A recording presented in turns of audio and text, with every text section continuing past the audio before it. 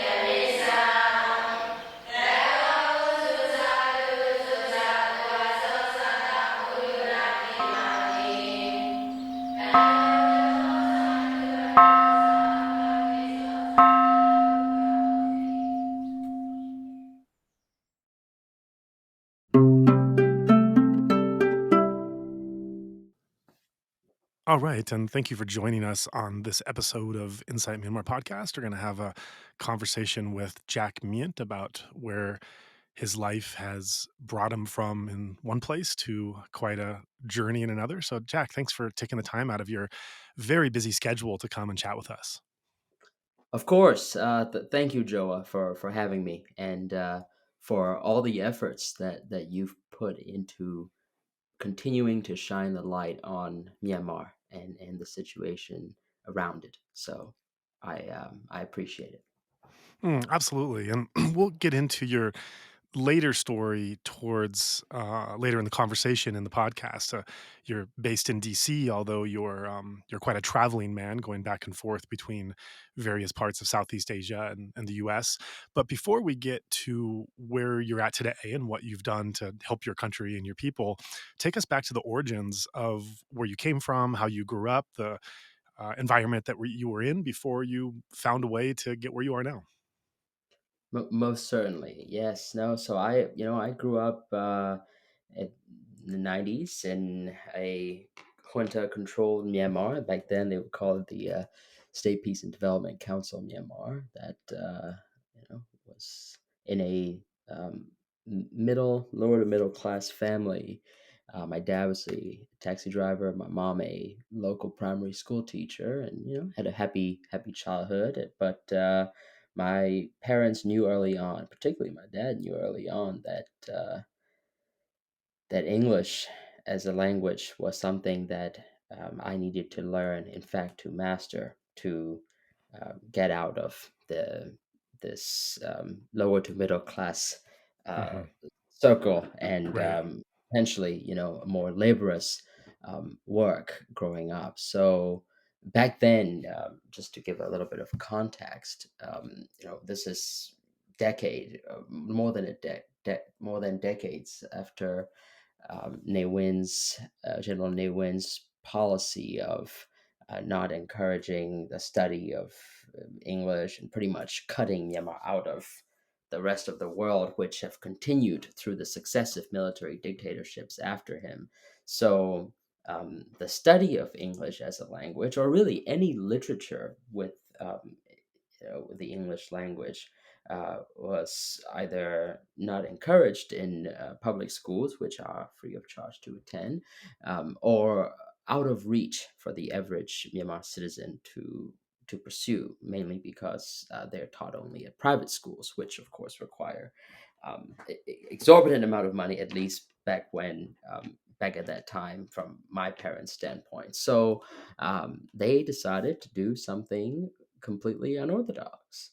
And they were like, you know what? We would take him to Shwedagon Pagoda, which is about only a 5 to 10 minute walk from my home, and have him randomly talk to 3 to 4 tourists every day. That was Wow. really how they approached it. Yeah.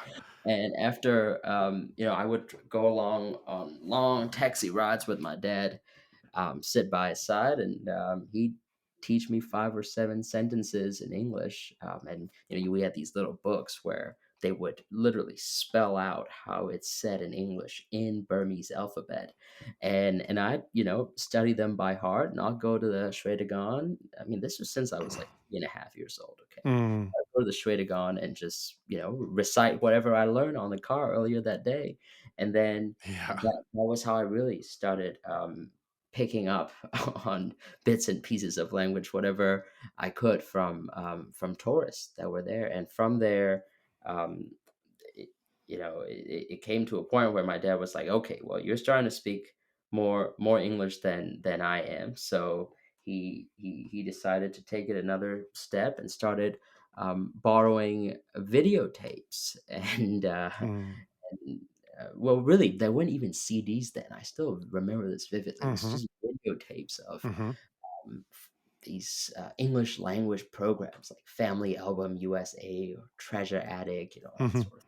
And then just having them continuing to listen to them, just familiarizing myself with that Mm. language, and then um, by complete happenstance, one of the individuals that I went to talk to um, happened to be the editor of the Myanmar Times, which back then was the only English language newspaper in the country.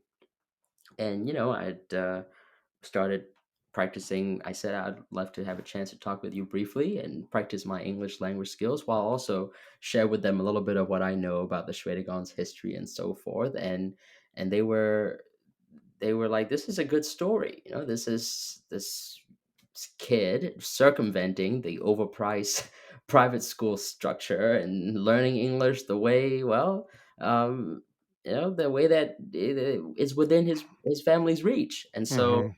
they decided to do a feature article Oh, about that wow. encounter in the Mhm. Myanmar Times, and Oh. a private school picked that up and decided to track me down and offer me a scholarship, which pretty much led to my continuing my studies from six years old onwards in a private school on full scholarship. That's amazing. You know what's so funny about how your story intersects with my story from the other way around is, you talk about your father being a taxi driver and you studying English and then going to Shwedagon to practice your English, what you just learned with foreigners there. My story is that I came to Myanmar, and when I would study Burmese, my primary interlocutors and language partners in studying Burmese were taxi drivers, and I would go to Shwedagon to meditate. So it's kind of this flip of what your story was, and I would do the same thing you did. Being a language teacher and a language trainer, I always knew that the best way to remember language was to use it. And so I would study whatever I could in my home. And then when I would go out, not just the taxi drivers, the vegetable sellers, and whoever else, but certainly taxi drivers are one of the main. Just being caught in that Yangon traffic was one of the main ways to practice. And I just remember these absurd conversations where, for example, I'd be studying jungle animals and I need to use it in a sentence. So as we were driving through Yangon traffic, I'd say, "Are there any elephants in Yangon?" And they'd say, "No, there's no elephants." And I'd say, "Oh, there's no elephants." "No, there's not." And then I'd say, "Well, how about leopards? Are there any leopards?" And just whatever absurd vocabulary I had to be able to just get myself to use it in context and have these kind of ridiculous conversations that was showing that I was using it, having the right pronunciation and using it correctly, whatever other grammar and language terms. So it's kind of an interesting flip of what you were doing. But of course, your English got infinitely better than my Burmese was ever able to get to. So But um, that's really the best, isn't it? Like, that's just that, interpersonal Yeah. encounters. And Yeah. it's so much fun. It's also, what really started off as wanting or trying to learn a language opened up doors to so much more, right? One of which being, of course, well, walking up and talking to random strangers. That, as I learned later on in my life, is a skill set in itself, right? The ability to develop Mhm. interpersonal, the ability to make friends, strike conversation. That sort of was instilled in me through my pursuit of language. And not to mention, of course, the capacity to be able to um, stay in touch and maintain contact with people, which, in a increasingly, they say, what is it, in a social media world, we're becoming more and more antisocial, right? the and Mhm. in that environment, when after meeting new individuals, and um, there was always a question of, well, I'd love to stay in touch. And that was how I pretty much developed pen pals, right? And connections all across the I world, see. Wow. develop an interest in their cultures, because I'm Mhm. sharing with them about mine. I mean, it's only human nature. I'm Yeah. asking them, well, what's it like in your country, right? Mm. How are kids my age? How do they, what are they interested in? What, what do you have this? Do you have a similar structure? Do you have a similar? And there was not, obviously there was not a whole lot of political stuff back then, but Mhm. even from then there was a keen understanding, perhaps even just subconsciously, right, that the folks that I talked to were living in a much freer and open society than the one I was. I didn't know Mm. any better. I didn't know Mm. any other, Mhm. but I knew, just from their anecdotes, just from the way that they talked, and the questions that they asked me, it was clear that there was something more, bigger, and freer out there. Can you give any examples of anything that comes to mind from that period where there were interactions you had in conversations that kind of opened this window or this door of something that you couldn't quite see beyond, but suddenly you just had the realization there actually was a door there that you would never realize before into this other place? Oh yes, absolutely. The one the one big, I guess, thing that flashing thing, I should say, that I remember, um, was that there was this movie by Harrison Ford back in the, I don't know, it was in the late '80s or '90s, called Air Force One. And I remember just loving that movie. And there was a scene where, the role he was playing was as president of the United States. There was a scene where he was headed to the airport, and there's this motorcade, right? A big limousine with all the, flashing lights and the motorcade. And I thought that was the coolest thing ever. And whenever I turned over to my dad and I said, well, what's that? And how do you get one of those? And he said, well, you have to be president to get that. That's the president of the United States, and you have to be president to get that. And I said, well, I want to be president. And he just laughed at me. Right? I'm like, yeah, well, if that's what it, because I didn't, I mean, I was 5, okay. So whenever I went back to Shwedagon that evening, um, and when people asked me what I wanted to be when I grew up, my answer from then on was always, "Oh, I want to be president."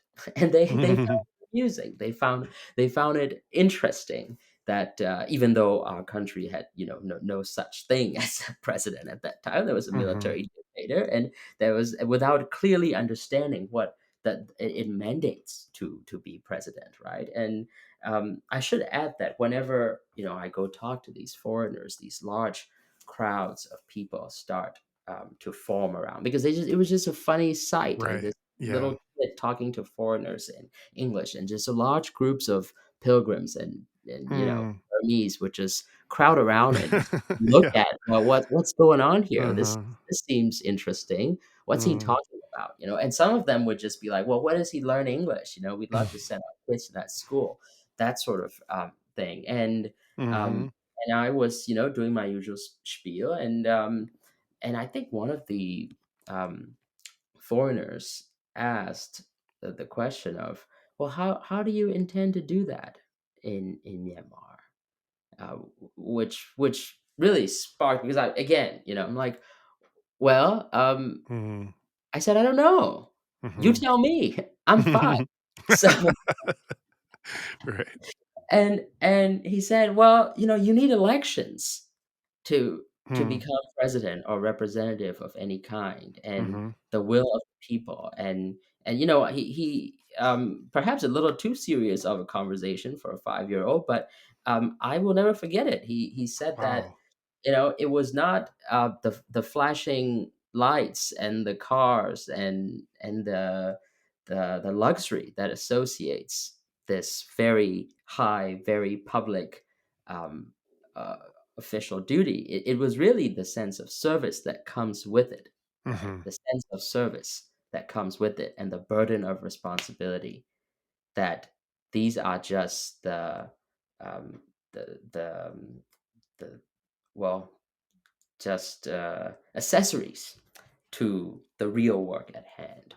Um, it I didn't quite get the entirety of it. Sure. I But it sparked something in my thought process that, hadn't really quite thought of before. But that Mm. after that very conversation also, we got pulled aside by a friendly, face within the Shwedagon, a regular pilgrim who understood English, and he said to my dad, "You better put a lid on your son with all this talk about elections and politics. Mm. I Mhm. know he's young, but the junta doesn't understand age. And Gosh. when crowds form around a young child and a foreigner, Yeah. you need to understand that there are also military intelligence, pagoda, Shwedagon temple security, all of those people. Some speak English, some don't, but you Mhm. don't want to take your chances. Tell him Mhm. to change his answer." And my dad, of course, was, I had no idea. Mhm. He's just turned 5, 6 months ago, but sure, I'll do that. And my dad said, "You are no longer to say that you want to be president. You shall say you want to be a jewel merchant from now on." And I said, "But why?" He said, "Well, because that's just where we live in, and you can Mm. save all your thoughts and all your, um, whatever it is that you want to say, for when the time is appropriate, or in a country where it is appropriate to. But for now, Yeah. put a lid on it." That was my first encounter with censorship, and where you keenly attune to the sense that, oh, wow, well, one, power is not the pomp and glitter that comes with it. It is in fact the responsibility. And two, I don't Mhm. live in a free society. Not at Mhm. all. Not even Mhm. close. Mhm. That's so much for a 5-year-old to absorb. I can't even imagine it. I mean, because not only are you first absorbing your first political lessons in terms of what you want to aspire to and what your country allows, which in and of itself, a child comprehending even the mere existence of a political system, let alone which one it is conceptually very complicated for that mind. And then second, after having some glimpse of the existence and contrast to political systems, you're then immediately burdened with your limitations and recognizing the system that you're in as well as your own aspirations that are limited by it. So I just can't even comprehend what it would be like to 5. And I know that, right now you're imposing you're superimposing back your own feelings and perspective onto that moment that maybe you weren't so aware of at the time, but the pieces were there. And just to have even those pieces there, that more in the form of budding questions than any kind of answer, I would assume. But as a 5-year-old, to begin to work apart and think through these complexities, that's that itself would set you on quite a path, I think. Yeah, I thought so too, Joe. I mean, it certainly. open your mind to a lot. I mean, it made it all it did was it made me ask a lot more questions, and Right, right. believe you me, I asked a lot of questions to a point that it. And I understand the restraints that my public school teachers were imposed, and that they too are under state surveillance, and their curriculum carefully monitored Mhm. and crafted. So there's only so much they too can share, right? And they themselves are constantly oppressed. So that Sure. certainly trickles down to the students. I mean, that became Yeah. the entire education system as is, where you just learn what is taught. In fact, it's ideal if you just learn everything by heart, and um, pretty much regurgitate whatever's in the textbook. And that's the definition of a good student. A bad Mm. student is where you question your elders, where you Mhm. Right. question too much, then you're rebellious, and rebellion is, um, well, the ticket to an dangerous, if not a calamitous life moving forward, right? So that's how it was framed. And I should talk about the public school system, and Mhm. somehow, though I got away from it. Mhm. I still, I mean, growing up in, like I said, a lower middle income neighborhood, I was perhaps the very first in among my friend group to be able to go to a private school. They Mm. thought it was so funny when on my Mhm. first day of school, when I had my necktie, and Mhm. which reminded them of a tropical fruit, and the navy blue shorts I wore, they thought made me look like a traffic police cop. And Mm. it was Amazing. just funny, Yeah. to be going to private school. And um, but I was so constantly exposed to both worlds, right? Where the private schools having more access um, to libraries and certain literature along with it, even though the import of certain literature is still banned, right? There are crossed out sections. I mean, entire pages torn in some of the books that you read. I mean, Mhm. I don't think I've read the full version of George Orwell's 1984 or Animal Farm since Mhm. uh, only when I joined the American Center, or the U.S. Embassy controlled American Center, because Mhm. everywhere else pages torn off or redacted some of Right. the speeches that were given, or some of the language that were used. Mhm. All this to say, the um, just to give a glimpse, right, of what it means in the Myanmar public school system, is that it is determined by your grade, what sector, what field you go into, right? Mhm. Um, and the grade, of course, as I mentioned earlier, being determined by what you could regurgitate back from whatever is in the textbook. So those Right. who can memorize the most gets the highest scores. And if you stay on this path and you get the highest scores, that can determine what you do for the rest of your lives.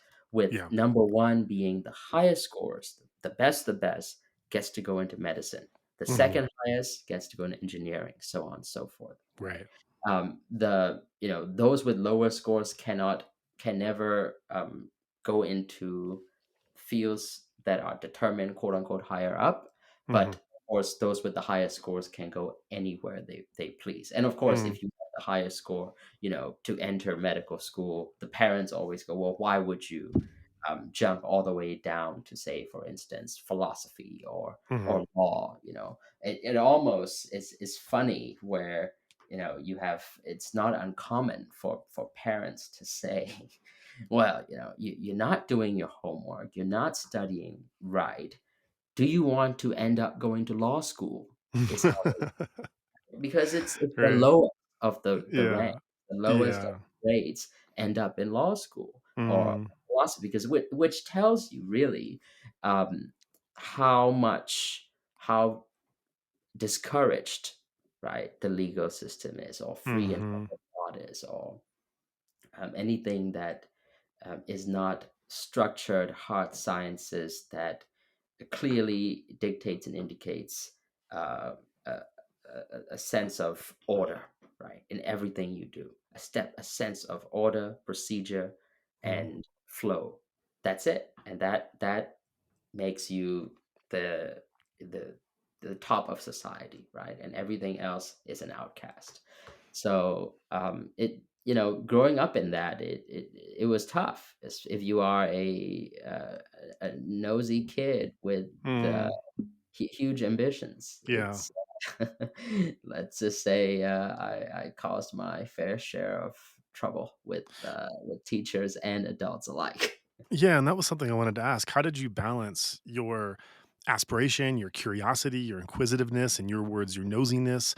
How did you balance that with being in a totalitarian state that to many people, and this, I'm not sure to what extent this was true to you, and that's really my question, engendering a sense of fear, a sense of paranoia, of self censorship. Even the years that I was in Myanmar before the democratic transition, even knowing that the penalties to me were so much less than anyone actually living there, I can remember the kind of madness of self censorship playing in my mind and just thinking about what to say and how to say it and when I went too far and when I covered too much. But in your case, having this real curiosity and inquisitiveness to want to learn about the world and about yourself, and being in an oppressive society where some measure of fear needed to serve as a self-protective mechanism, but too far can make you kind of paranoid and crazy. How did you balance these different competing factors in your young journey at that time? Right.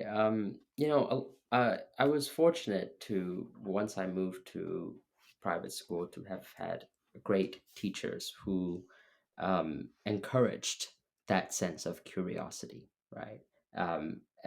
Because private schools to some degree are shielded from, well, they are, first of all, they're exorbitantly priced, but I got that taken care of for me. Fortunately, due to the scholarship. So the contrast between the limitations imposed on private school teachers and then public school teachers are quite vast. My mom, being a public school teacher herself, um, would tell me that some of the stuff that I discuss or am able to write in my essays or share with my teachers, she never would have been able to do. But she almost always looked on longingly, and thought, and it's such a stark Mhm. contrast, right? Because it's Mhm. everyone in my same economic class. My mom, being a teacher for 25 years, actually 28 years of her life, Mhm. um, she loves all her students, and I think there's an, a sort of longing, even a bit of regret on her part whenever she gets a glimpse of the coursework that I've been assigned and the conversations that I've been having, and I come back home and I share. She's happy for me, but at the same time, she's like, "Oh, I wish I could have these same interactions with my kids, with my Yeah. kids in my classroom." Um, Mhm. Although she's of course not, and as a government employed um, teacher under the government school system, I mean, she could potentially even be arrested if she broke away from that curriculum. Yeah. um, and so it was this conundrum, but I noticed that early on, right? But I was fortunate to have teachers, to have books that I could escape to. Mhm. As I mentioned earlier, George Orwell became one of my Oh, favorite authors, right? wow. I had my pen pals who I managed to keep in Mm. touch, stay in touch Mhm. with, Mhm. and I'm also a very visual, person. I became obsessed with uh, listening to speeches. It's just Hmm. listening to speeches, just the way that oratory works. Perhaps it's this subconscious from 5-year old me with Mhm. well, you got to be whatever it is you do. The biggest best thing in the world is to be president. So I started Mhm. at presidential speeches, and Mhm.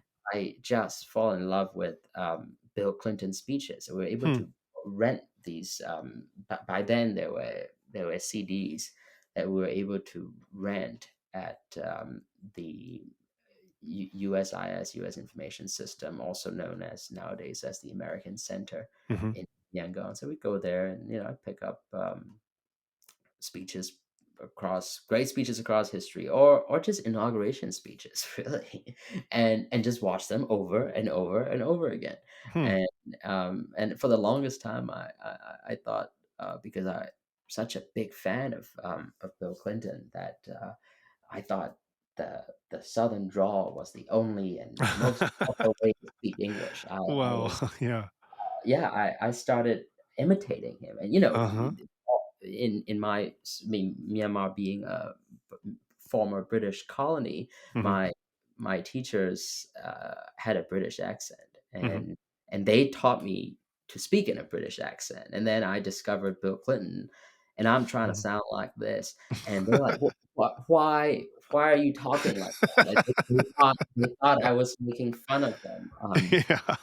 But, I was hooked. I just kept listening to it. Uh-huh. I wrote down quotes that I liked, and, and I knew there was just something, um, so intriguing about leaders and decision makers Mhm. that has the support of the people.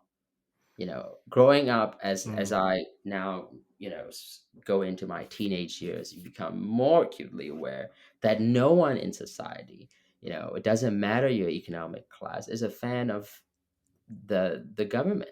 Yeah. Everyone's unhappy with the governance, right? Yeah. Everyone, I mean, it's a rule by fear. I mean, of course, they're Yeah. fearful, so they wouldn't express it, but there's no sense of love.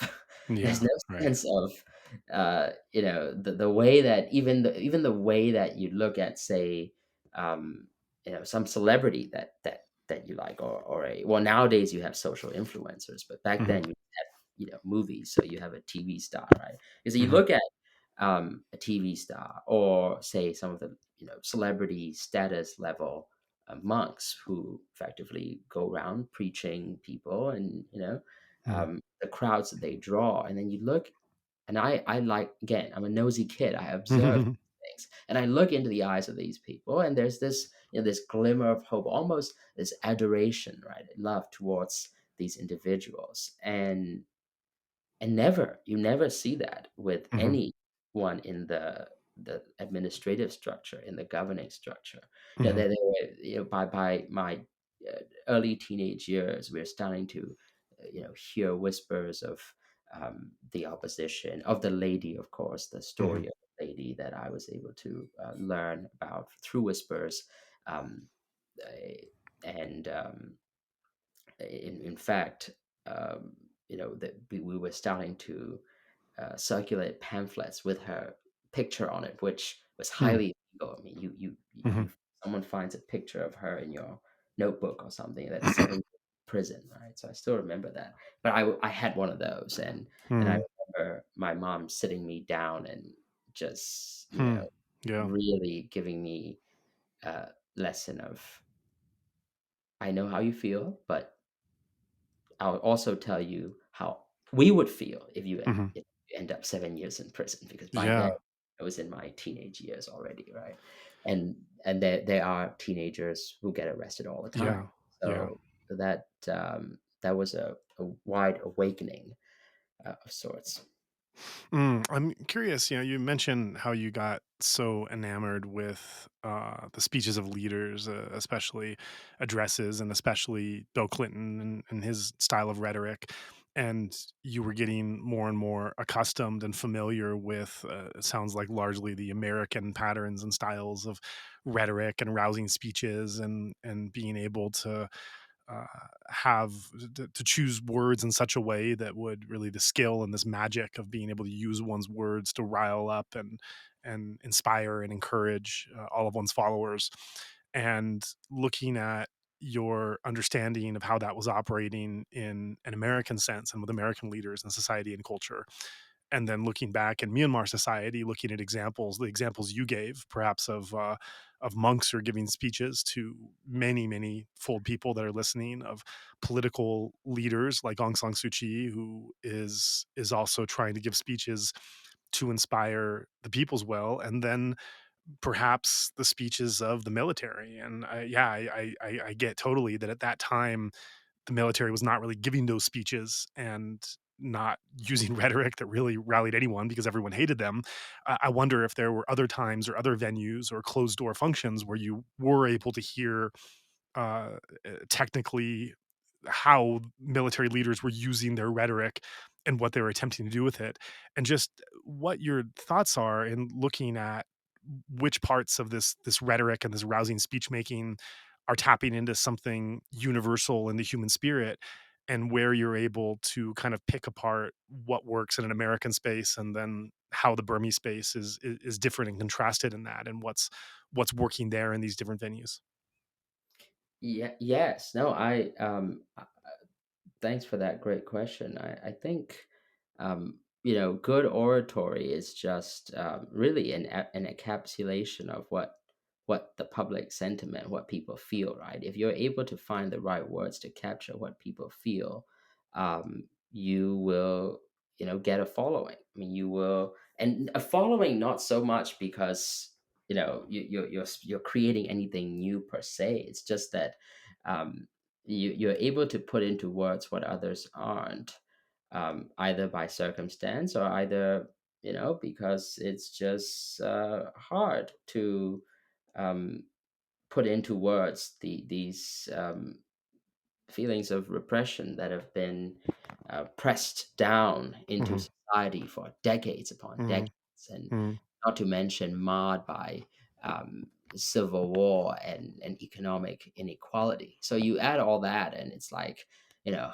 I'm too tired for this to figure it out. Let's just survive becomes the Yeah, modus operandi of yeah. most of the population. But then, um, deep down, pressed down, I should say, in there is an innate yearning for anything but this. It's not even so Yeah, much that we right. want something. It's just that Yeah, anything but this system, right? yeah. That has always existed. And if you can Mhm, tap into that, um, you can draw out pretty much you can draw out the entire country. You can have a voice to not so much change the country, but um, put towards the sentiment of the country, right? And which is, I think, as close to you know that description is what Aung San Suu Kyi was able to capture, mhm, in the late 80s and the early 90s and throughout, and then once again when she came to office, because um, for the longest time, the way the social contract theory, where when you look at governments and say, okay, in exchange for the power and authority that you have, what are the protections and rights that we are endowed, right? mhm. Doesn't exist. It's always been, well, if you want to make if you want to make money, if you want to get kickbacks and get rich quick, go join the military. I mean, it's an enterprise, and unfortunately, one that has turned into a criminal enterprise Mhm, in the aftermath of the 2021 coup and today's military dictatorship yet again. So I lose my train of thought here, but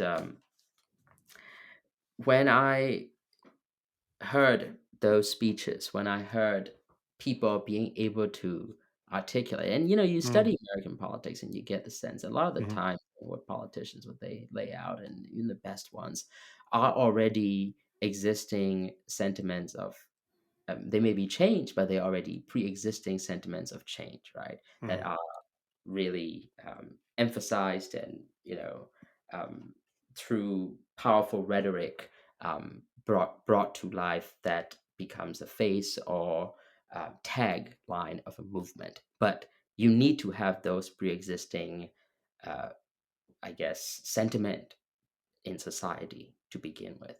And I learned that by I really learned that a political component of it when I went to join monkhood as a child. You would Mhm. imagine a Burmese monk, a young Burmese novice, no less. It's just, well, either you, if it's a more rural area monastery, you play a lot with your fellow novices, and you go with your alms bowl, you get your day's meal, Mhm. and as some of my friends would joke, you try to sneak in a late evening meal because Mhm. you're not allowed to Right. eat dinner. Right? That's the typical rite of passage, if you will, Yeah. that every Burmese Buddhist boy goes through. And Mhm. I did so the same in my teenage years, and I ended up at a monastery that has long been affiliated with my family. Mhm. Now, the head monk of that monastery, um, who has since become, my godfather, my mentor, and Mhm. really my source of inspiration. My first real mentor in anything that has anything to do with political would Mhm. be him. Mm. Was the Shwedagon Mhm. the chief abbot of the Dadu Buddhist monastery. He was a rebel in every sense of the word. Mm. He Mm. just did not care. He said what he wanted to say. But he understood. He understood politics in the sense that he knew what levers to push, when to pull back, but he was Sure. always teetering on the brink, right? Mm. Uh, and he had gotten arrested so many times. He'd gotten questioned so many times, and yet the tenacity in his ability to stay on course was Mhm. just truly inspiring. And Hmm. again, the nosy self that I am, and I think with some of the early installations of, well, no fear in going to talk to random strangers, Mhm. I started asking him a lot of questions. And Mm. normally novices, I mean, forget full monks, novices don't so much associate with the chief Right. abbot or the head monk of Yeah. an entire monastery. That's just out of the question.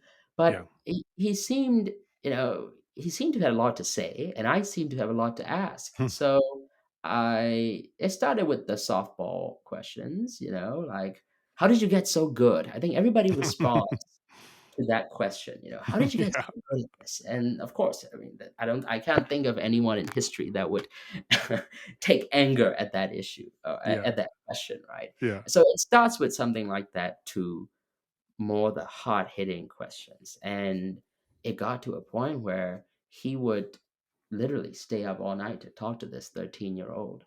Mhm. And he had so much to do. He's, um, running a Buddhist university with over 20,000 monks, Oh, and wow. there he was giving this teenager some attention, and I asked, and he answered, and we began to develop a mentor menteeship that has lasted a lifetime. He also learned that I spoke English, and so he said, "Okay, well, I'll teach you everything you want to know on history and um, the people's movement, our struggle against military governance, and the Mhm. nature of ethnic politics and religion politics, monk politics, all of it, right? Mm.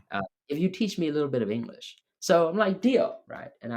And he wouldn't let me leave the monkhood. I mean, it was supposed to be a 1 week, and Mm. my teachers would have to come to the monastery with homework because the chief monk decided, all right, we're going to keep him around for a bit. And the teachers are like, summer is over. He needs to come back to school. And monk says, well, I think he can spend a few more months. You come here. And so the teachers had to, indulge him. He was that kind of figure. He's a community leader. Mm. Everybody loved him everywhere he went. Mm. And I saw that. I saw the hope that people looked at him with.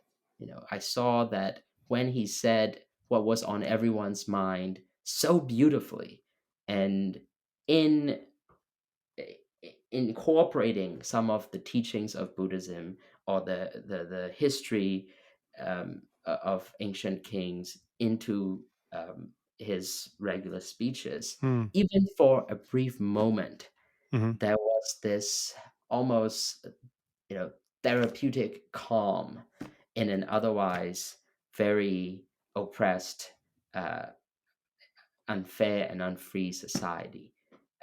He was able to deliver that, right? I mean, this is not even, full-fledged revolution we're talking about. This Yeah, is yeah.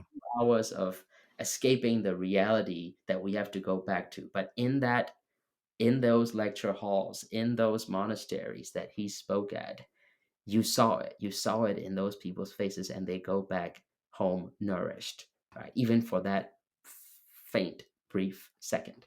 And that Mhm. to me was, I mean, that I was hooked. That was it. There's no That's going that back. Yeah, that's amazing, and it makes me wanna ask the question, lately, the Burmese monkhood, in international press has gotten a pretty bad rap, and that's not totally undeserved. That's with the rise of the 969 and Mabatha and Uratu and these other kind of terrible anti-Islam propaganda that's been going on for the last decade, as well as some nationalist monks who are not necessarily opposed to the coup. At the same time, this kind of focus by Western media has and a focus on those that are making the most noise and the most commotion. This has left a gap in the existence of so many monks like the one that you reference, that it really, for when you're looking strictly in terms of Western media, it really takes some pretty deep contacts and understanding with the language and the culture and the religion of this country to be able to find these people who are making the same commotion, who are doing, I don't want to say small things because they're not doing small things, but they're doing things that if you're an outsider, they're not really going to rise above the level to understand what they're doing and why it's important. And so my question with that, with that in mind of how this is seldomly covered in English by the international press, it's seldomly understood. The more hateful aspects have been the things that have, perhaps rightly so, been in the news in the past decade, and certainly there's a place for that, and yet there's also a place for monks like this. And so my question, with that background and context, to help our listeners better understand this area of the Sangha and monks like this particular monastic and who he is and what he does and how he does it, to better understand this, which is not come to light as much in other places, is first of all looking at, in what ways did this monk show an alignment between the Buddhist teachings and and his role as a monk and democratic values that are creating a fair and inclusive society for all, and where you're valuing the inclusion of other people in that society. First of all, looking at that, and then second of all, looking at this issue of rhetoric and how, and someone as yourself who's so attuned to oratorical skills and how one can use language to put something together in a simple, straightforward way that inspires people in ways that they wouldn't even have known. In what ways, in a particularly Burmese and a Burmese Buddhist environment, was this monk able to use language in an effective way that was able to promote this, his way of disseminating Buddhist wisdom, while also showing the Buddhist teachings in alignment with these Western values of democracy and human rights? Thank you, Joe. I think to answer that, you have to start with the evolution of the role that monks play in Burmese society writ large, right? For the longest time, monks, what they have really offered is a filling the, especially in rural Myanmar, right, filling the vacuum of leadership, governance, and really basic public services, um, that, well, the dictatorship simply could not fulfill, right, including with education, health. In many cases, monks play sort of the respected elder role. They would go in to judge disputes, that at least minor disputes, that sort of stuff, and are highly respected, throughout every village, commune, and state township levels. So in that uh, you have people who with little to no um, basic education availability in um, these districts and these villages that would pretty much have to send their children to the monastery. The monastery um, takes care of it. The monastery provides, at least you learn how to read and write, and at least there will always be food, right? Because Myanmar is a 98% Buddhist country, and there's always, you know, the spirit of community and generosity, giving back, right? This instilled in our psyche and culture. So, for when economic conditions go dire, more communities start relying on monasteries and the monks as leaders of those monasteries to uh, to lead really community at writ large. um, that has always existed, and uh, of course the sentiment of what that also means then is then the sentiment of and the struggle of the public then starts to resonate with the monks as well. A lot of people, I think the general idea of the Zen Buddhist monk who, just meditates and is immune to the struggles of the world doesn't quite so much encapsulate the picture of your typical Burmese Buddhist monk, you see, or Mhm. Theravada Yeah. Burmese monk, where you are in fact very in tune with society because you are, um, no matter how you look at it, a leader of society. Um, and when the economic mismanagement and the impacts of decades of isolation from international community through sanctions um, really start to hit home, right? I mean, Myanmar is a very resource-rich country, so we were able to withstand and tolerate most. But when the rest of the global economy continues to move at an incredibly fast pace, and we see our neighbors, surpass our GDP by twofolds, threefolds, next thing you know, tenfolds, that becomes a problem, right? That becomes a problem because import cost starts to increase. I mean, there's job losses, the basic economic functions start to fall apart, and of course, corruption and mismanagement of a kleptocracy, one might even say, starts to impact the very bottom of society. And this then reflects on, well, this then transfers to the many of the monks which then sparked what you may recall the 2007 saffron revolution, right?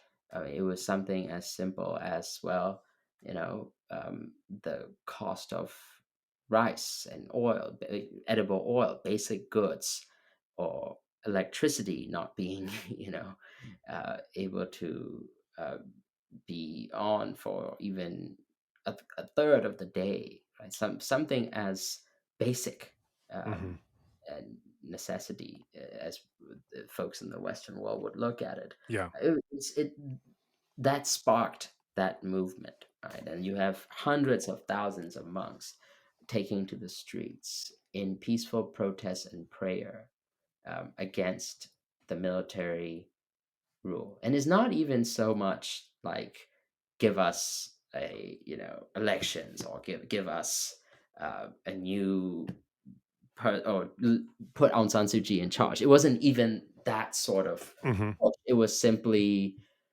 okay, well, will you do something to address the very obvious, very increasing degrees of poverty, instead of, you know, lining your pockets stuffed too full, right?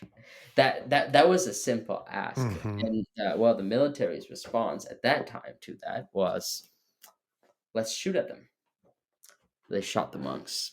They shot at the monks. They Mhm. put them in jail and squashed any and all sense of activism and leaders that were involved. They accused them of, oh, we need a revamp of the monkhood because Yeah. they've been infiltrated by dissenters and Mhm. the the what they call the pro democracy terrorists, which is quite Yeah. which is ironic. Yeah. And so but they when they while they quashed it with force, I think there was an acute awareness among the military leadership, well, at least the military strategists, that crap, we've lost the monks, right? We've lost that base. And the military's tone and rhetoric has always been a largely xenophobic, protectionist, culturally oriented, anti, well, pretty much everything anti, anti anything progressive, really. And the way you tie that bind is Mhm. through culture and religion. Yeah. And there are no better representatives to sell the story of culture and religion than monks. And so now you've gone ahead and shot at them. You've lost your base. You can't lose your base, is I Mhm. think the awareness that they got. So they really, uh, from 2008 to beyond, started at all costs in any way that they can to reshape that relationship. I think Mhm. that is the one place where the military invested the most in, is to, Mhm. when it comes to it, to own the rhetoric of protecting race and religion as Mhm. theirs, because Mhm. the purity of the Burma race, the cultures that come with it, and Myanmar being a Buddhist majority country that is constantly under threat of a Muslim domination, all of that, they knew that they needed to own that in order to have any legitimate political base, and Mhm. whatever cost it takes, right? Most of it comes hate. You will talk a little bit about in a bit about the Rohingya issue and Mhm. uh, subsequent crimes against humanity that were committed. All of that, um, as they look to move out from the well, they were trying to move from a purely military dictatorship to a civilian rule, right? Through the forming of the 2008 Constitution. So when they were drafting the 2008 Constitution, the awareness was, if we were to go out and have political standing, what is it that we're going to stand on? What is it that Mhm. the other side is weakest in? The Mhm. weakest side being, foreign powers. When you say foreign powers, there are so many layers of implied meaning, right? It's just like, well, you have these big bad colonizer types that are going to come and take our resources and Mhm. our women and our religion. Mhm. That's how they're framing it. And of course, it cuts two birds with one stone, because the base of the opposition leader Aung San Suu Kyi's popularity was, well, is to some degree still, but she did lose a lot of it during the Rohingya issue, Mhm.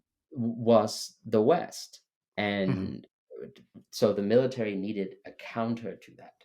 And in crafting that counter, monks were the perfect representatives or agents of that rhetoric. And they were able to reshape. I mean, it's a lot of it is just politicking. You just throw money, benefits, titles. You Mhm.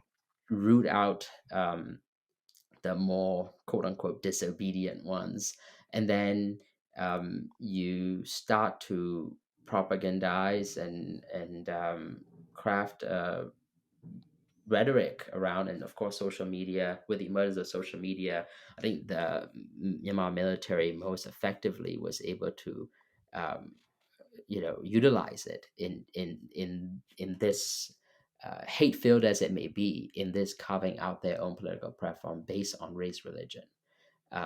And enforcing this, well, as far as I, pragmatically speaking, non-existent threat that Mhm. all these countries around us that are Islamic, there's a, Islamic propaganda to take over um, the one last haven in Mhm.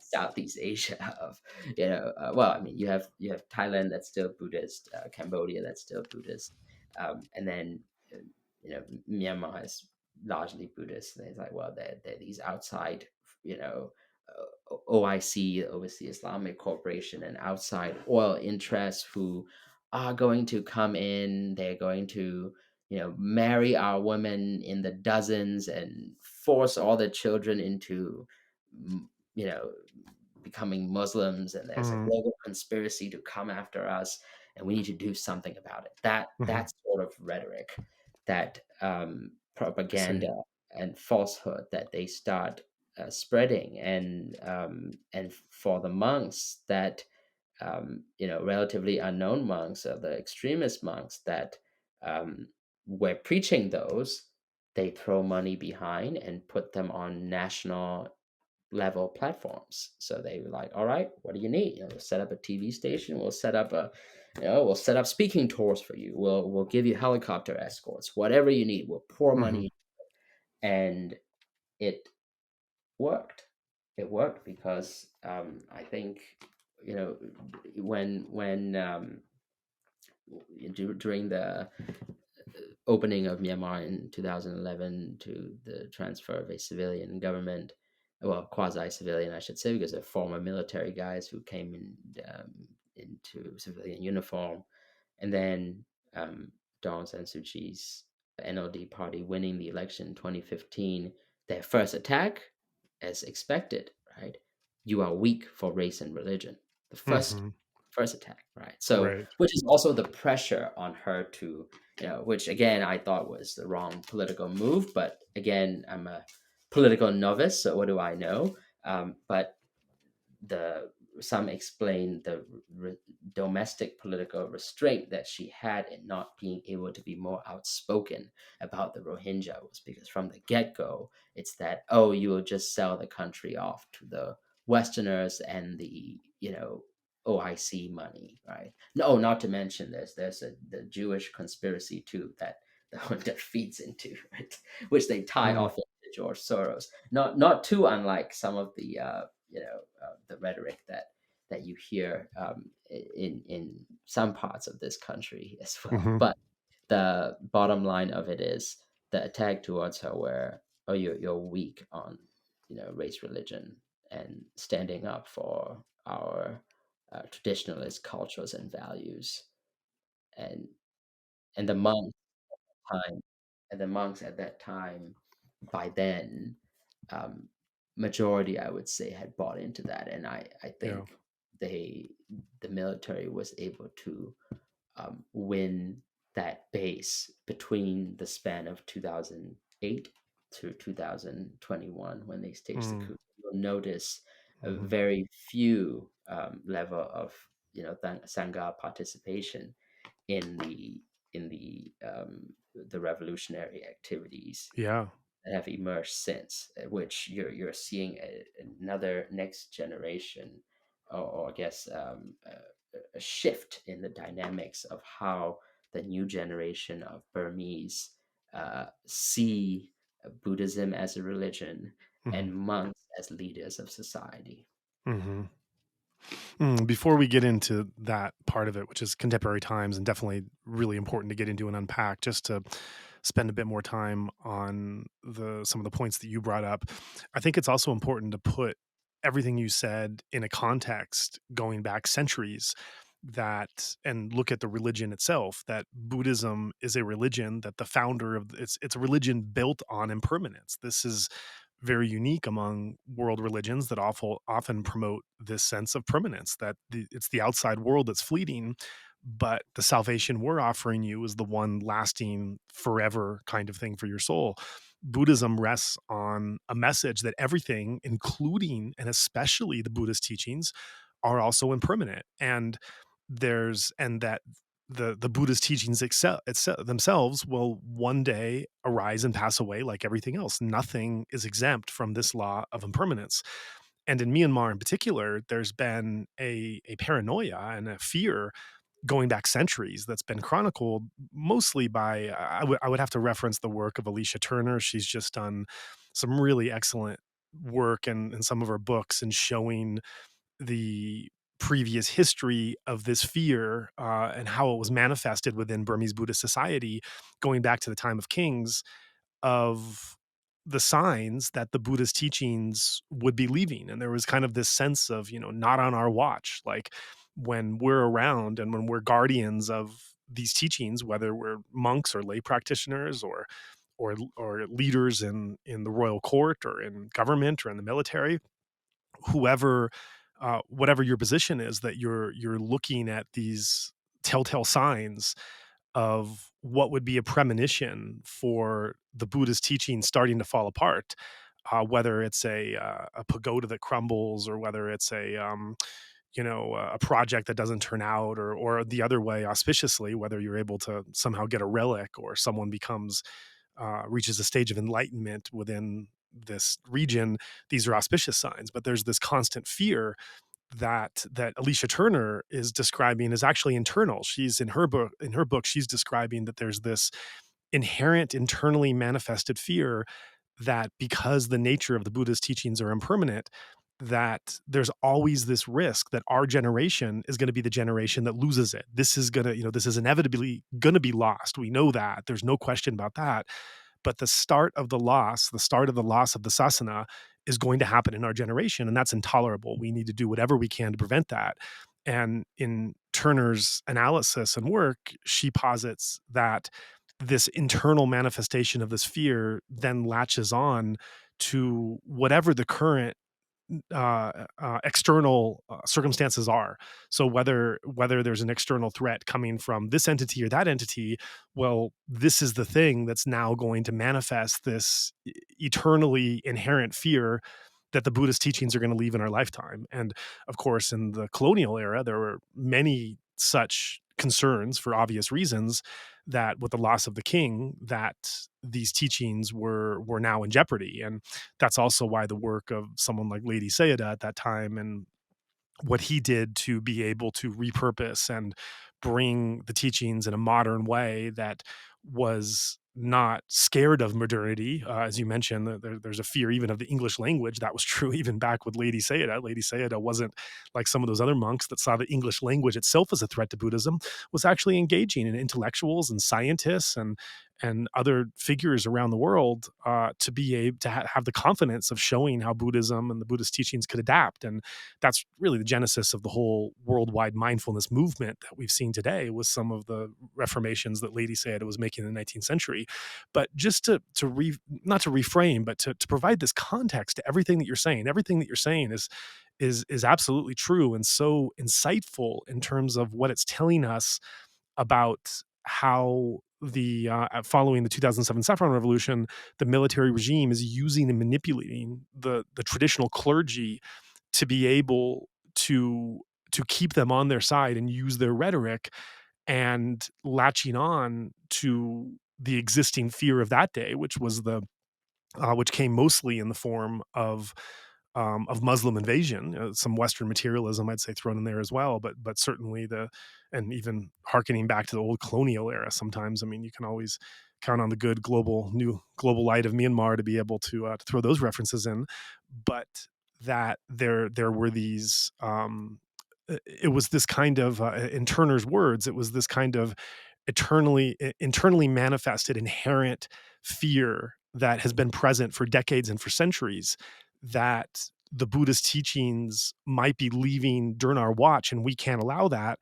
What happens to be the cause of the threat this time? Oh, it's the Muslims. And it just so happened that this whole context and rhetoric fit into the military's need to shore up their most needed area of support. And so it was all these different confluences coming together, both the historical, and I'd even argue, religiously psychological aspect, which is animated for all this time under the surface, with the external manifestations of scapegoating the Muslims, with the militaries need to be able to find a reason justifying their existence.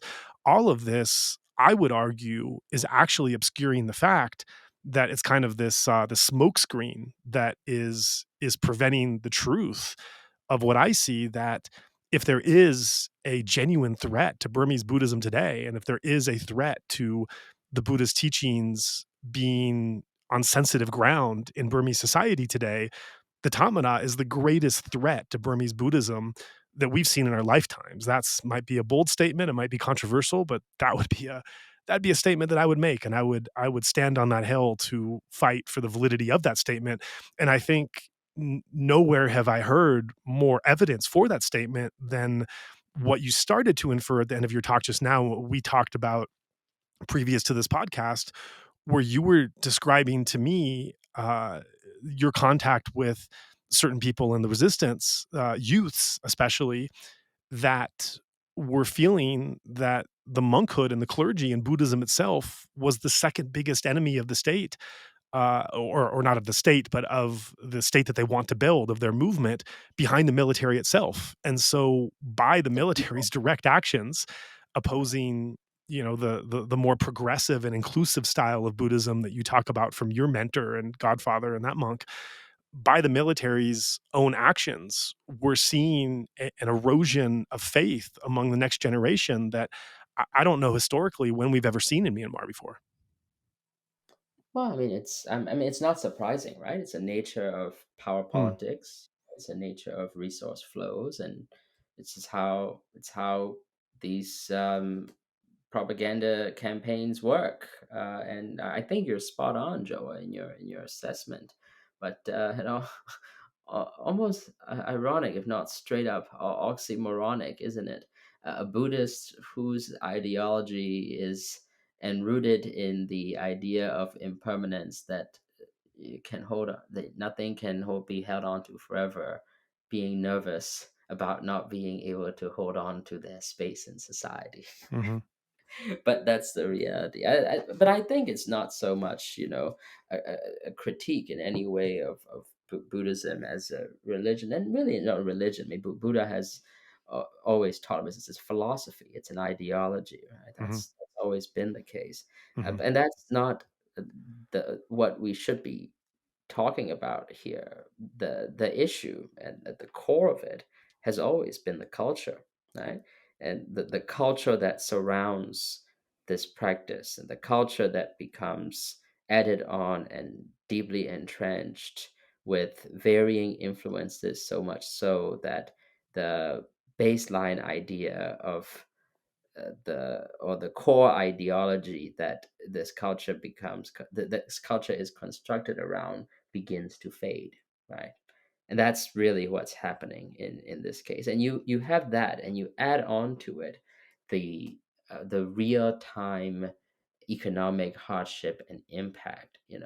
mhm, When you're so disenfranchised and so economically disadvantaged, what do you really have to hold on to other than identity, right? Identity of being the majority, being Buddhist, which is it's like almost like being, you know, um, Burma Buddhist is in some areas of the country is almost like being the equivalent of a WASP here in the US with sure, yeah, mounting debt. You have a yeah, lot of debt, but hey, your grandfather used to be this, that, and the other. It's similar mhm, mentality where but you take the class which there's a class structure. I think it exists in every society, and more so evident in Myanmar society.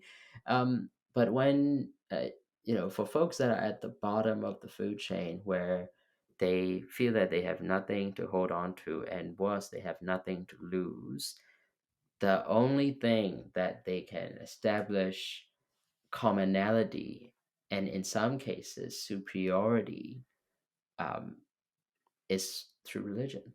Is through mhm, what you're born this way. You're born as a Burma Buddhist, or as a Rakhine Buddhist, or as a Mon Buddhist, and that makes you better.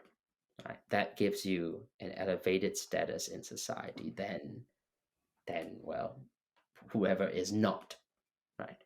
I think that that's the core of it that the military was able to tap into when the hateful and eventually, I would say, uh, dangerous activities that they were able to um, able to strike among the populace. So and the whole notion of impermanence and all that, yeah, that sounds good on paper and principle, but in reality, and you've been to Myanmar enough times to know that that's not the case at all. I mean, you talk to anybody on the streets and anybody in the schools, even at the taxi gates that you like to frequent so often, they'll tell you you know we're getting exposed to capitalism and the culture of consumerism from Mhm. every end, everywhere you look. Mhm. No matter how much you try to put a lid on it. I mean, you have, it's from soft culture. You have Korean soap operas coming in, right? You have, Thai dramas that you can pretty much bootleg and get Mhm. a in CDs. I grew up with bootleg CDs. I got to be Mhm. honest. Every entertainment I've watched from the age of 5 to 15 is Mhm. bootleg, Mhm. all borrowed from some library or the American Center, right? So it's we're constantly exposed to it. They we may pretend that or the government may pretend that they're keeping the country isolated, but you can only keep it isolated so long, and it's not as stringent, right? Say the likes of North Korea. So when you are exposed to it but have no access to it, that creates the kind of hunger that, I mean, that's hard to Yeah. put, that's hard to put a barometer on, I would say. And and in a way, if utilized right, that hunger can be useful. That Mhm. hunger can be the driver for economic growth, the likes of which we haven't seen in the modern economy. Not yet. That's why a Mhm. lot of people call Myanmar the last Asian tiger when that economy opened, right? Mhm. When you have been held back for so long, but you are exposed to what the outside world is doing, getting ahead. When you're finally is your chance, you tend to give it your all, and that was what Mhm. a lot of people were willing to give uh, Yeah. at the beginning of the country's liberalization, Yeah. and the numbers speak for itself. I mean, there is, if you're measuring happiness index, and a quaint little country with all 98% Buddhists, just um, really, digesting the notion of impermanence and non-material possessions, that would be completely wrong characterization of the Sure, Myanmar sure. that I know and grew up in, because it is not. It is anything but. And people were hungry, and they were hungry for a better future, and they wanted to be able to compete regionally, internationally, and they wanted all the advancements and material possessions that the rest of the world had, and they've been deprived for so long, and they didn't want handouts. They wanted to get there themselves, Yeah.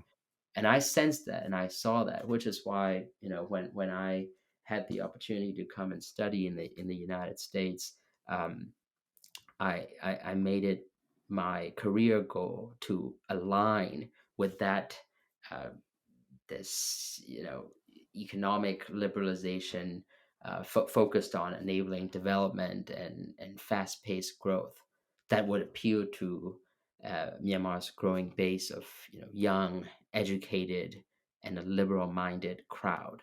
Mhm. Yeah. Yeah, I think you bring out some good points, and I think you're painting the picture of just this. many contrasting and conflicting forces that are coming together. And I think that's what the transition period is. I think it's going to be many years and many decades to really for future historians and scholars to untangle what exactly was happening during that time, because there were so many different forces that were hitting so many different people in different ways as well. And I don't think it's necessarily mutually exclusive that you can have a people that are completely engaged in this opening capitalist window of opportunity and some sort of freedom, especially if you're a Bamar Buddhist at that time, and some buried psychological paranoia fear that is relating to the Buddhist teachings and when they're going to evaporate and if they're going to leave during this lifetime. I think that human society is very complex, and there could be these different forces that are pushing and pulling in different ways and animating you even in contradictory kind of styles as well. And looking at just the monastic scene and the monastery context, as you were involved in being at these monasteries, being a Burmese Buddhist and being a novice for some time, but started to grow in an interest in politics and rhetoric and oratory and leadership, and then looking at those skills and how they were exhibited in a monastic setting and framework.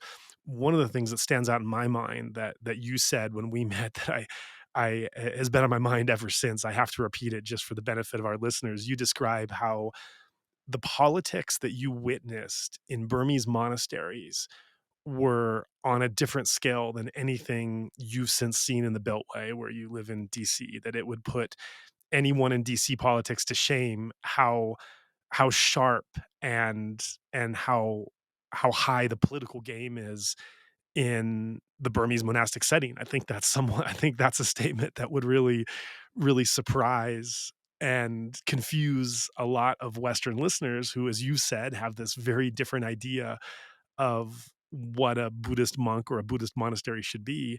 So can you also fill out a little behind that statement? What is it about the politics of Burmese monasteries that make them so cutting, and how do these politics manifest? Sharp elbows, Joe. Sharp elbows. Well, because there's the optics, and then there is the practice.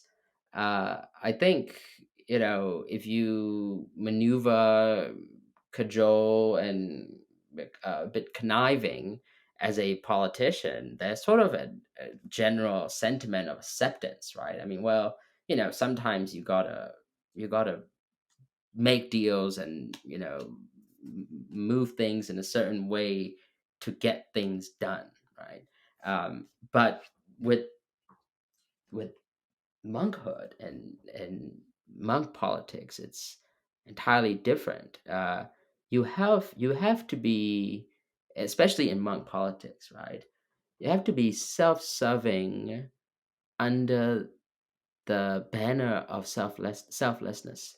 You are every move, political and position uh, of influence and dominance, right?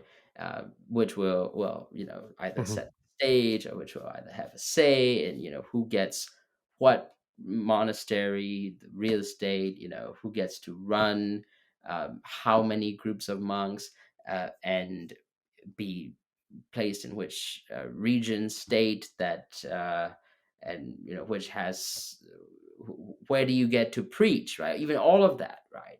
That uh, the society of they call it Tanga Mahanayaka, so the grand society of monks. I would roughly translate in English, is pretty unique, and it's so nuanced, right? I mean, it's a level of skill that I have never witnessed anywhere, and I've been in Washington over a decade, and I've seen how politics move, and how, let's just say, in for lack of a better term, how the sausage gets made, mhm. but not the kind of um, not the kind of level in which it does so in monk politics in Burma.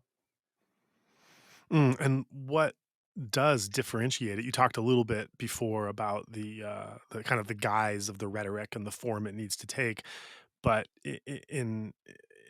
are there any other elements or components of why you think that these monastic politics are just so sharp and so biting and so clever in a way that in a decade in Washington you haven't seen anything comparable? That's just a stunning statement.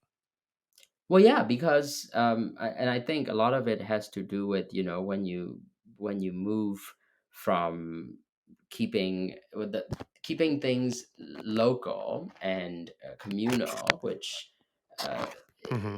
was how it has always been, to when it gets played at a next level, as a political game by the military. The minute that it becomes a political game, then you have money, interest groups, influence, accessories, and real estate, physical or metaphorical, right? All of that comes into play, and I mean, it really was a long drawn out political campaign, Hmm.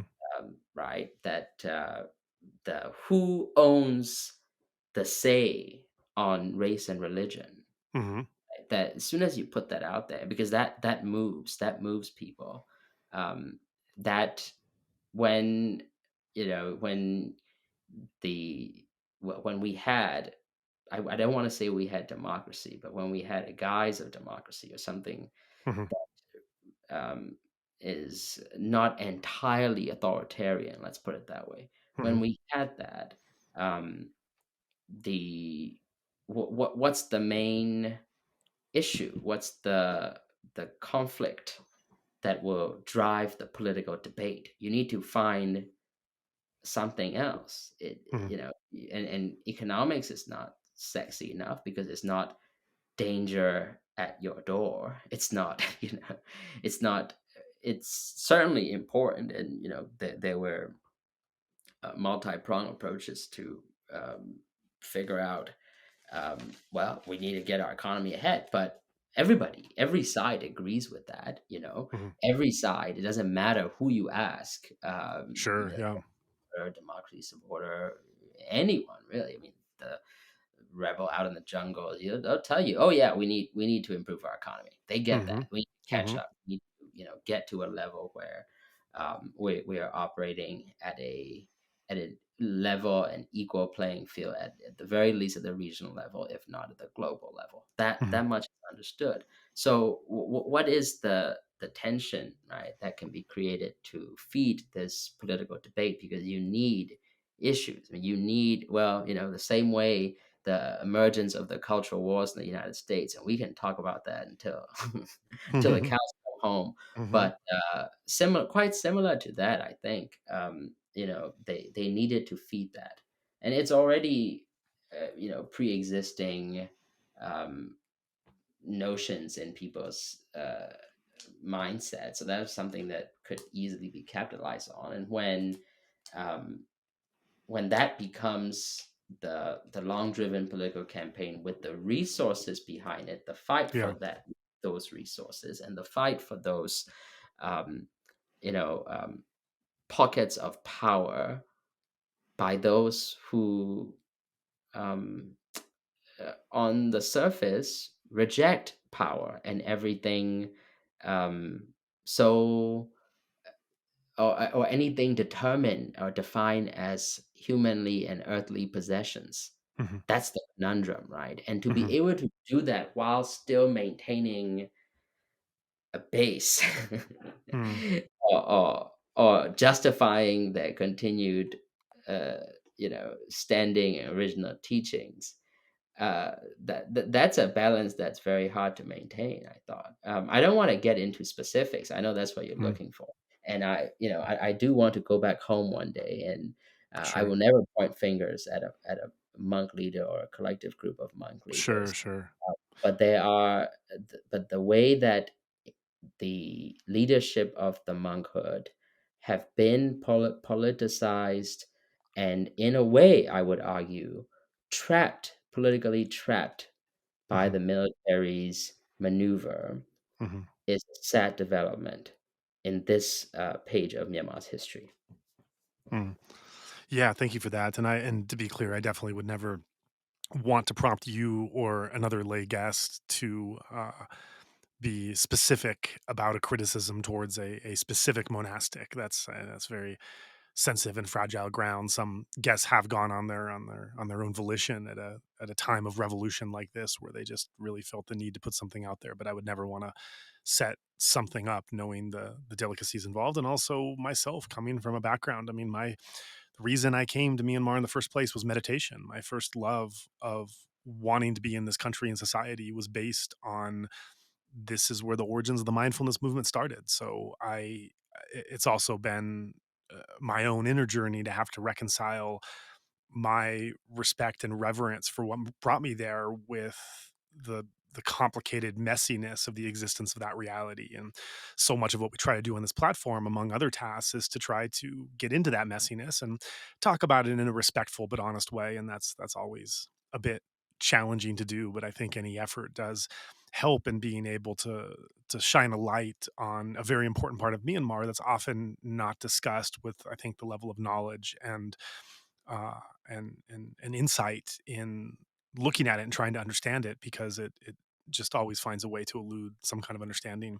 So I appreciate your time and analysis on that, and at the same time also want to get back to your journey. These have been very interesting and important tangents that we've been able to walk down that have definitely taught me a lot and given me a lot to think about.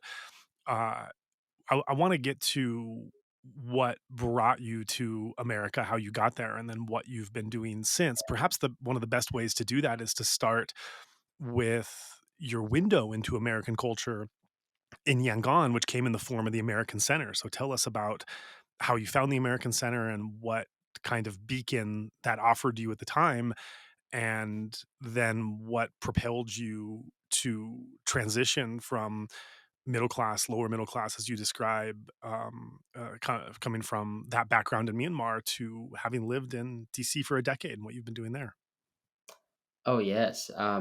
So I really discovered the American Center at 14 when I was 14 years old, and back then you needed to have passed matriculation, or they say pretty much you'd have to be a high school graduate in order to get a membership at the American Center, and um, you know, well, I think it's that you can take the kid out of Shwedagon talking to tourists, but you can never take that spirit out of him, I Hmm. guess.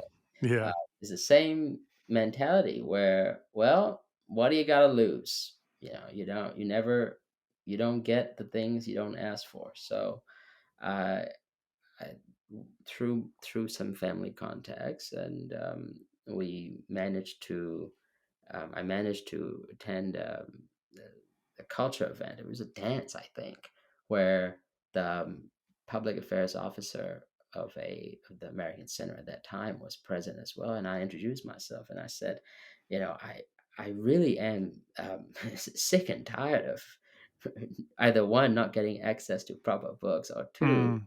uh, reading redacted ones.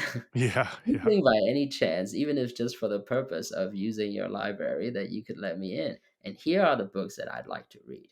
And here's why. And she looked at some of them and she was like, ah, some of these are my favorites too. And we Hmm. started a conversation. And Hmm. she said, why don't you come by the office one of these days and we'll see what we can do?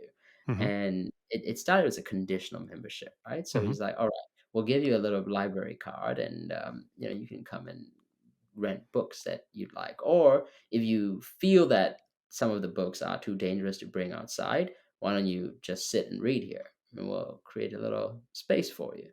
Wow. And I was like, this is so exciting. Hmm. And I loved it. I loved it. But Mm.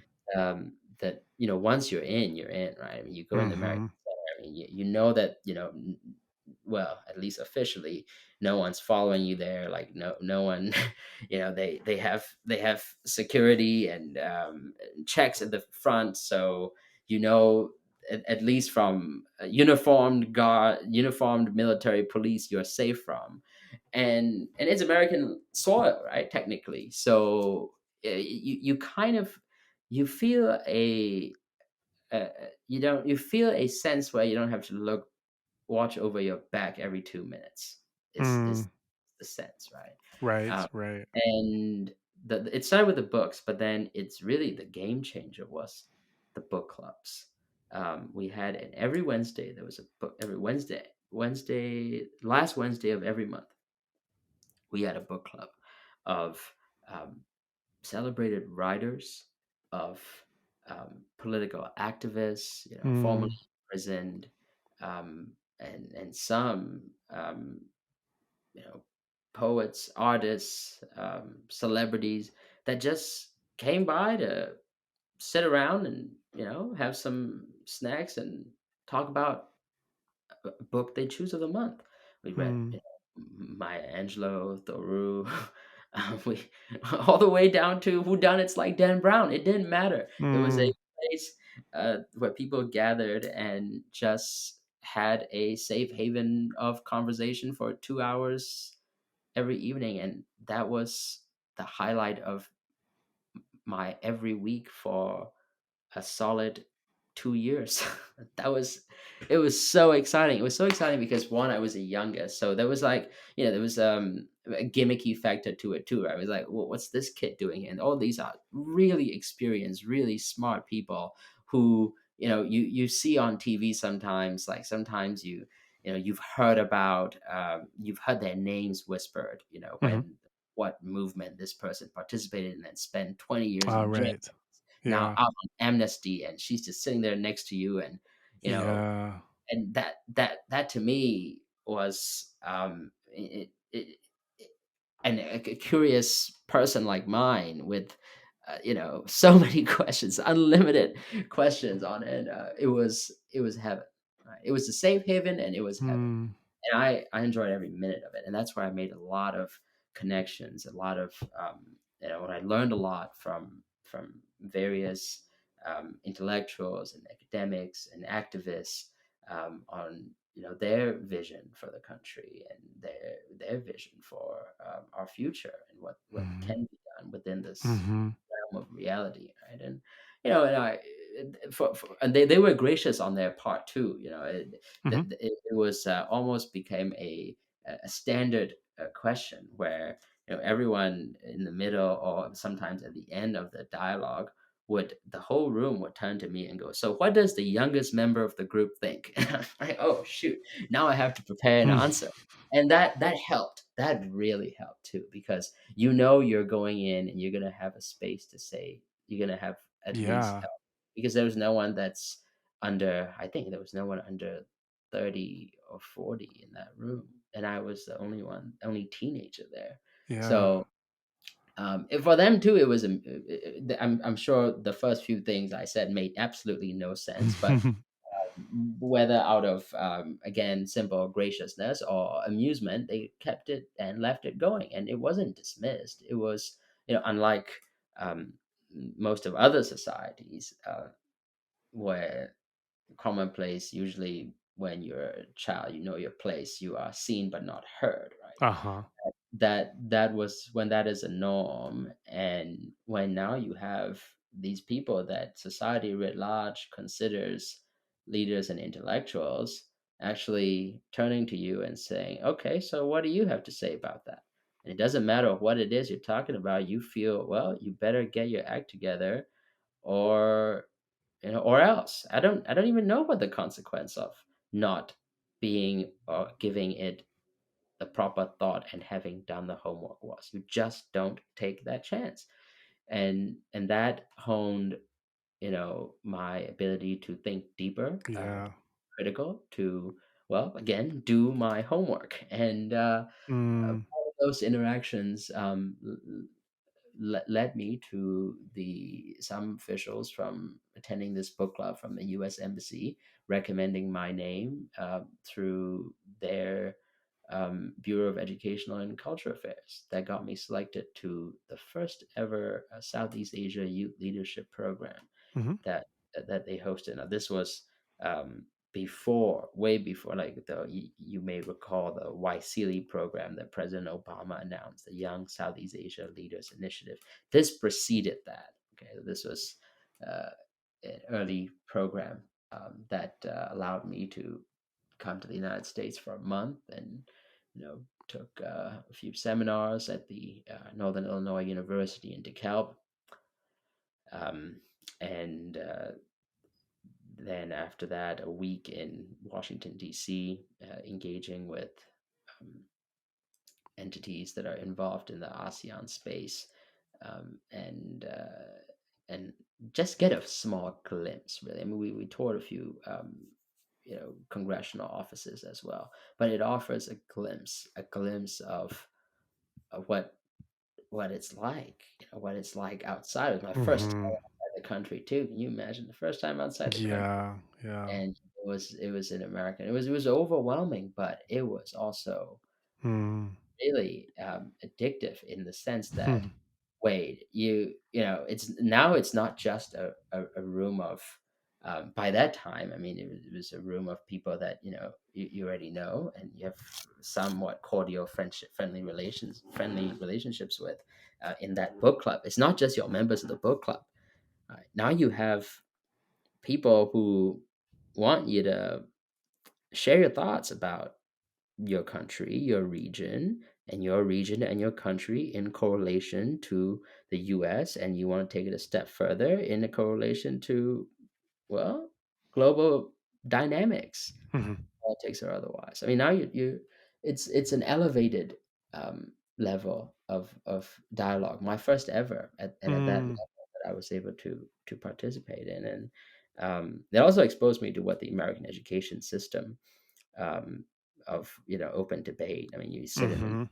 classes, and you see freshmen can have an open debate with a senior, Mhm. or even the professor. Right, right. So that to me was just there was just something so intoxicating about it. Mm. And I said, "Well, it may be a month's visit, but I'm coming back here. Mm. I'm Mm. coming back here to do this for a longer term." And I managed. That's a whole story in itself on how my journey to study in the United States, to through the internet shutdowns, Mhm.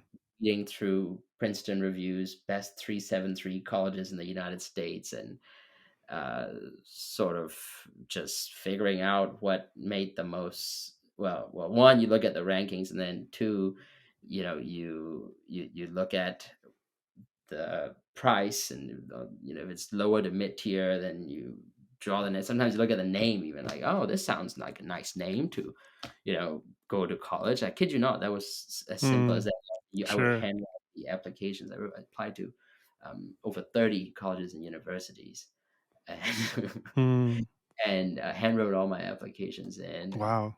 and of them, several wrote back, and many of them not anywhere close to the level of scholarship and support that Washington and Jefferson College was able to provide, and know, th- of course, other additional scholarships which enable me to um, finish my undergraduate education here without any financial support from home. Uh, Mm. That's amazing. I know we would like literally right in the middle of how we want to frame this, and the Mm. next part of it being, okay, after college, exposure to American society and culture, and then the work environment, being working on Myanmar, my Yeah. um, and also not to mention Aung San Suu Kyi's Nobel Prize funding my schooling, and then having the opportunity to have met her, and Mhm. being her chaperone during her visit Mhm. to the U.S., and then committing to her, or more so offering my service to come back and serve the country in a public capacity, Right. directly to her, being turned down because I was quote unquote too young, too naive. Mm, Uh, but then um, she was right in that assessment, figuring out a way to continue supporting, doing my part here to bring quality American investments mhm, and opportunities to the Myanmar market mhm, while working with like-minded policymakers in the quasi-civilian government that we had to mhm, work together on legislation and policies that opened up the market and created opportunities for our youth. mhm, To my last meeting with her in 2019 at her mhm, home, mm, where I half jokingly or and half seriously, of course, asked her, "Okay, well, do you think I am ready now, Mother?" was mm, my question to her, mhm, and she said, "Let's talk after the election."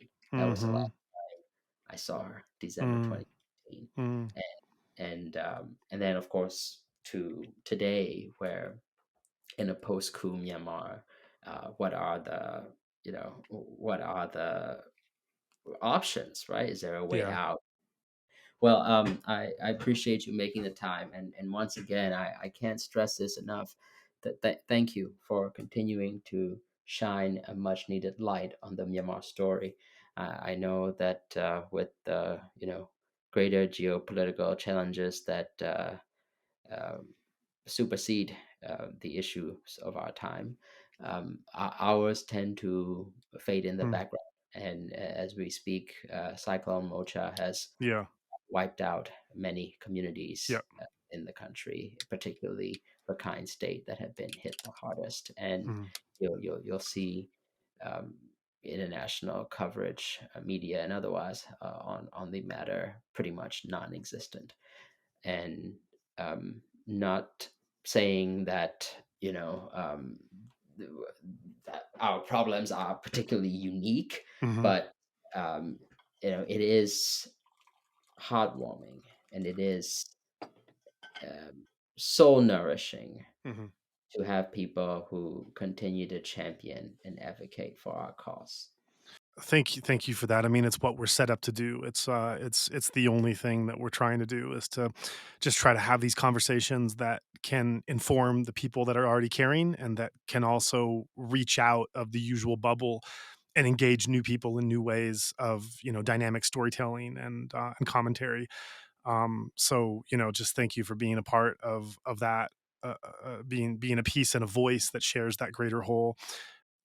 Yeah, this has been so great and so educational to hear everything about your background, where you came from, and it's really doing is it's really setting us up. And as we look at the clock right now, as we're running out of time because we went into such wonderful detail about some of the background and some of the context of your life growing up in Myanmar society and the monkhood. It was wonderful and no regrets there. I learned so much myself, but we're running out of time to be able to tell your more recent story and also the more recent story of Myanmar.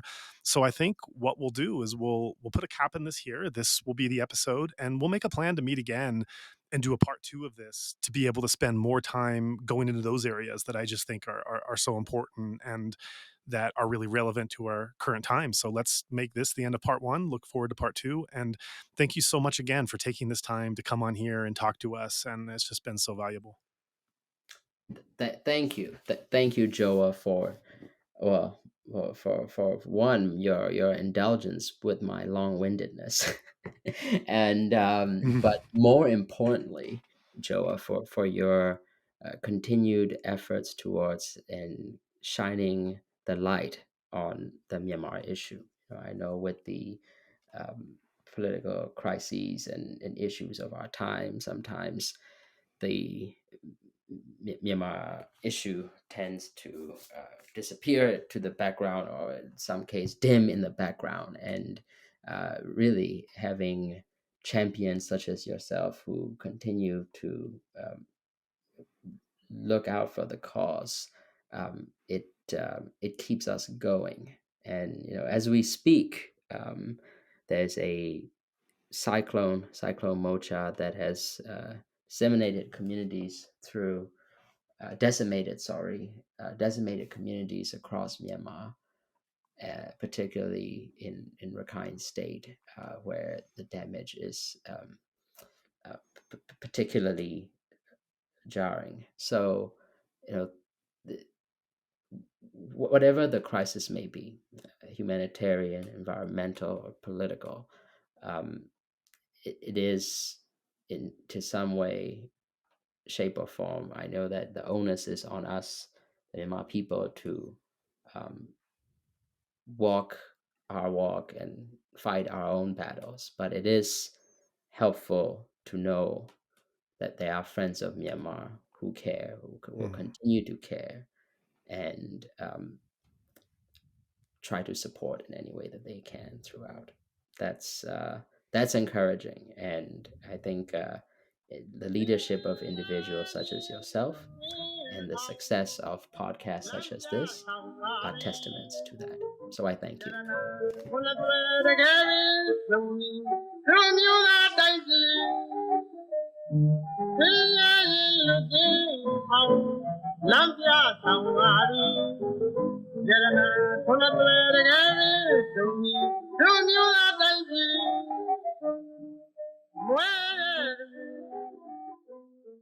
For whatever reason, even as the conflict in Myanmar continues to worsen, it somehow continues to be shut out of the Western media news cycle.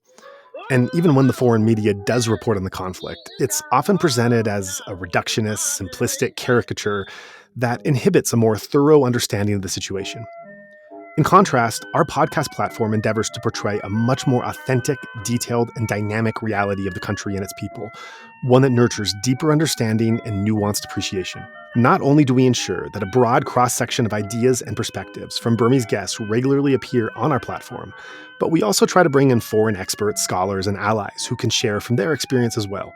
But we can't continue to produce at this consistency and at the level of quality we aim for without your help. If you would like to join in our mission to support those in Myanmar who are being impacted by the military coup, we welcome your contribution in any form, currency, or transfer method. Your donation will go on to support a wide range of humanitarian and media missions, aiding those local communities who need it most. Donations are directed to such causes as the Civil Disobedience Movement, CDM, families of deceased victims, internally displaced person IDP camps, food for impoverished communities, military defection campaigns, undercover journalists, refugee camps, monasteries and nunneries, education initiatives, the purchasing of protective equipment and medical supplies, COVID relief, and more. We also make sure that our donation fund supports a diverse range of religious and ethnic groups across the country. We invite you to visit our website to learn more about past projects, as well as upcoming needs. You can give a general donation or earmark your contribution to a specific activity or project you would like to support, perhaps even something you heard about in this very episode. All of this humanitarian work is carried out by our nonprofit mission, Better Burma. Any donation you give on our Insight Myanmar website is directed towards this fund. Alternatively, you can also visit the Better Burma website, betterburma.org, and donate directly there. In either case, your donation goes to the same cause, and both websites accept credit card. You can also give via PayPal by going to paypal.me/betterburma. Additionally, we can take donations through Patreon, Venmo, GoFundMe, and Cash App. Simply search Better Burma on each platform and you'll find our account. You can also visit either website for specific links to these respective accounts or email us at info@betterburma.org. That's Better Burma, one word, spelled BETTERBURMA.org. If you would like to give it another way, please contact us. We also invite you to check out our range of handicrafts that are sourced from vulnerable artisan communities across Myanmar, available at alokacrafts.com. Any purchase will not only support these artisan communities, but also our nonprofit's wider mission. That's Aloka Crafts, spelled ALOKACRAFTS, one word, alokacrafts.com. Thank you so much for your kind consideration and support.